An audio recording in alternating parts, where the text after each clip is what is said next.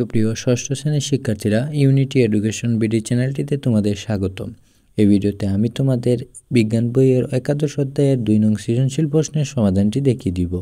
গত ভিডিওতে আমি তোমাদের 1 নং সৃজনশীল ও এই পাঠের অন্যান্য প্রশ্নের সমাধান দেখিয়ে দিয়েছিলাম। এখন চলো আমরা 2 নং সৃজনশীল প্রশ্নের সমাধানটি দেখি।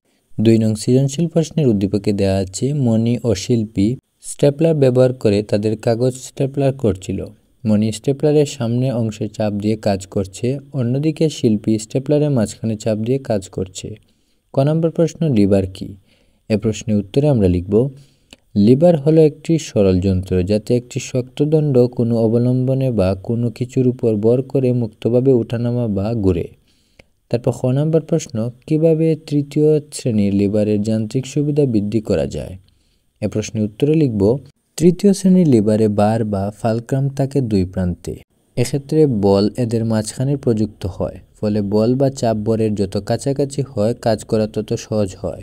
মূলত তৃতীয় শ্রেণীর লিভারে বল বাহুর দৈর্ঘ্য বাড়িয়ে বা বর বাহুর দৈর্ঘ্য কমিয়ে যান্ত্রিক সুবিধা বৃদ্ধি করা যায়। তারপর গ নম্বর প্রশ্ন, মণি ও শিল্পীর ব্যবহৃত যন্ত্রটির মূলনীতি ব্যাখ্যা করো।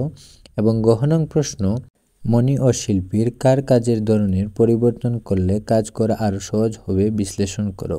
শিক্ষার্থীরা, এই 2টি প্রশ্নের উত্তর আমি তোমাদের পড়ে শোনাচ্ছি না, ভিডিওটি লম্বা হয়ে যাবে, তাই তোমরা এই ভিডিওটি পজ করে করে এই প্রশ্নের উত্তরগুলো দেখে নিবে। আর ভিডিওটি ভালো লাগলে অবশ্যই চ্যানেলটি সাবস্ক্রাইব করতে ভুলবে না। আর যারা সাবস্ক্রাইব করেছো তাদের ধন্যবাদ।